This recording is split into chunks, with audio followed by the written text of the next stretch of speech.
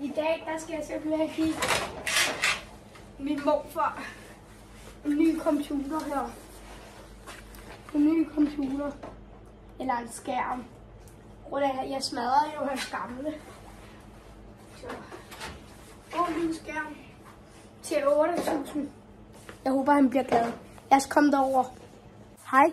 Jeg vil bare lige sige, den koster ikke 8.000. Den koster 18.000. Undskyld, jeg sagde bare lige forkert. 18.000 kroner koster den. Mere dyr end den, han havde i forvejen. Nå. Skal vi banke på? Ja.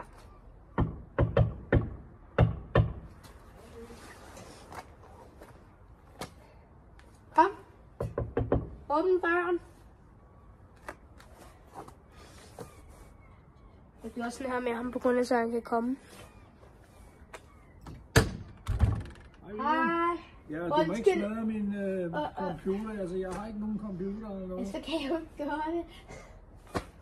Men jeg har faktisk noget til dig. Okay. En computer til 18.000. Hvad er den her til 18.000? Hold da. Nej, tak skal du have, min dreng. Det var dejligt. Ja. Så står jeg starter forfra. Ja.